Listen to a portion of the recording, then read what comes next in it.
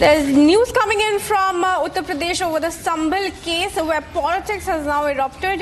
The 15-member SP team that was due to visit Sambhal has now allegedly been blocked. The delegation was to visit the unrest-hit area today to gather information on the clashes and submit a report to party chief Akhilesh Yadav. Now, Samajwadi Party chief has hit out at the BJP and has called it a failure of the BJP government. Akhilesh Yadav politicizing the Sambhal clashes that took place when the survey team had gone to take a survey of the mosque there. And even as the UP government has issued orders barring the entry of politicians in unrest-hit Sambhal, SP plans to send its team to the area and now alleges that the team has been blocked. The team, of course, had been sent to send a report to party chief Akhilesh Yadav, who has now hit out at the BJP, claiming the incident was a failure of the BJP government, even as SP MP had been named as an accused in the FIR that was filed over the clashes and the stone pelting. Let's go across to Jatin, who is patched with us on the phone line. Jatin, a very good morning to you. SP अपना delegation तब भेज रहा है जब UP government ने already ban लगाया हुआ है पॉलिटिशियंस की एंट्री में, गिवन कि संभल में अभी इतने क्लैशेस और स्टोन पेल्टिंग का इंसिडेंट्स हुए, तो एसपी का टीम भेजना क्या ये एक फ्लेयर अप करने का अटेम्प्ट नहीं है?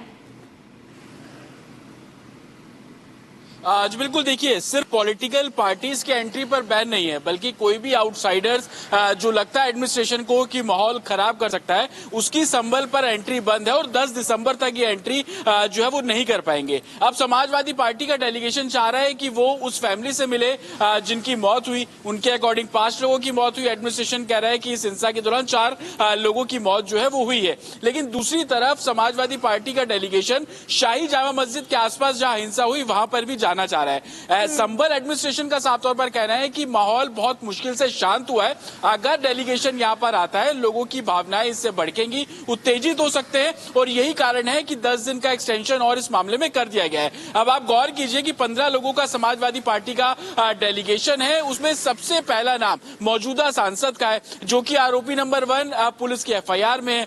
दूसरा नाम इकबाल का है, उनके बेटे का नाम आरोपी नंबर 2 के तौर पर सोहेल इकबाल का नाम लिखा हुआ है।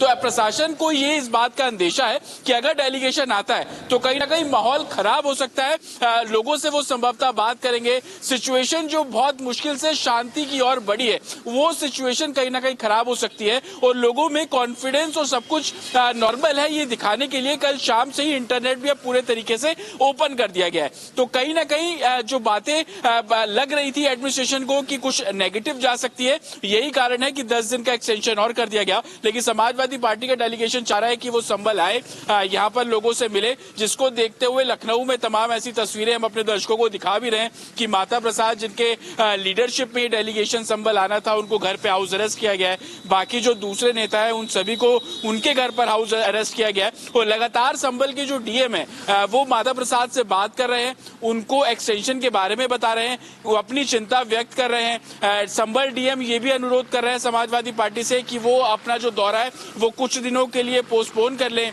क्या हवाला दिया जा रहा है, लॉ एंड ऑर्डर सिचुएशन को देखते हुए हवाला दिया जा रहा है और इन्वेस्टिगेशन पैरेलल चल रही है।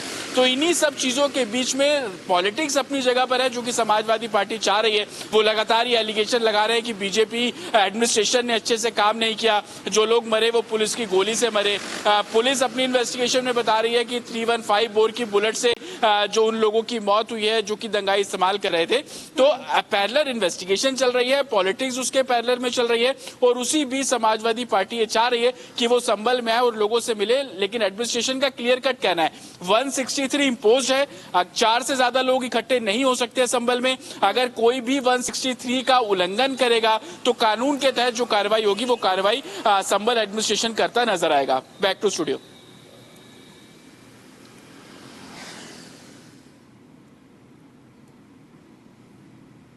जी जतिन, ये भी बताइए हमें कि अभी तक जो इन्वेस्टिगेशन पुलिस ने बढ़ाई है उसमें क्या जानकारी मिल पाई है। एक एसपी, एमएलए और एमएलए के बेटे और एमपी का तो नाम आया ही है, क्या उसके अलावा पता चल पाया है कि जो रायट्स और जो क्लैशेस स्पॉन्सर हुए उसके पीछे किसका हाथ था? बिल्कुल, देखिए अभी ऑफिशियली 30 लोगों को इस पूरे मामले में गिरफ्तार किया गया है। हालांकि कुछ लोगों ने ये सवाल भी खड़े किए कि इतने दिन बीत गए, सिर्फ 30 लोग ही अरेस्ट कर पाए, तो कहीं ना कहीं क्या इन्वेस्टिगेशन बहुत धीरे तो नहीं चल रही? और आप फोटोज जो जारी कर रहे हैं वो सैकड़ों में है, 200 है, 300 है, सोशल मीडिया पर कई फोटोज है दंगाइयों की हाथ पे पत्थर लिए। तो एडमिनिस्ट्रेशन का कहना है कि हम उन्हीं लोगों को गिरफ्तार कर रहे हैं जिनके खिलाफ हमारे पास सबूत है, ताकि आगे जाकर कोई एडमिनिस्ट्रेशन को ये ना बोले कि आपने बेवजह किसी को पिक कर लिया और उसको अरेस्ट कर लिया और बाद में कुछ नहीं निकला। इसलिए अभी तक 30 लोगों को ही इस पूरे मामले में गिरफ्तार जो है वो साफ तौर पर किया गया है। साथ ही अब जैसे कि नॉर्मल हो रही है सिचुएशन, इंटरनेट ओपन कर दिया गया है, लोकल लोगों के स्टेटमेंट अब से कुछ दिनों में दर्ज करने शुरू किए जाएंगे और आरोपी नंबर 1 जो कि मौजूदा सांसद है समाजवादी पार्टी के, संभवतः उनको भी बुलाया जाएगा, उनका वर्जन जाना जाएगा, जो एलिगेशन उन पर लग रहे हैं पुलिस और एडमिनिस्ट्रेशन उनसे क्रॉस क्वेश्चन करेंगे। दूसरे जो आरोपी नंबर 2 है मौजूदा विधायक के बेटे सोहेल इकबाल, उनसे भी पुलिस पूछताछ करेगी। लेकिन अभी एडमिनिस्ट्रेशन की कोशिश ये है कि शांति भंग ना हो। जो जुम्मे की नमाज कल शांति प्रिय हुई, लोगों से अपील की जा रही है कि सोशल मीडिया पर ध्यान ना दें, अफवाहों पर ध्यान ना दें। एडमिनिस्ट्रेशन ये चाह रहा है कि सबसे पहले जो सिचुएशन है, जो टेंस बनी हुई है, उसको कहीं ना कहीं कूल डाउन करने की कोशिश है, ताकि पटरी पर संभल एक बार फिर से वापस लौट सके। और पैरेलल जो इन्वेस्टिगेशन जिस स्टेप पे आगे बढ़ानी है, तो एसपी उस इन्वेस्टिगेशन को उस तरीके से आगे बढ़ाते हुआ नजर आ रहा है। Back to studio. जी धन्यवाद आपका जतिन, जुड़ने के लिए और जानकारी देने के लिए।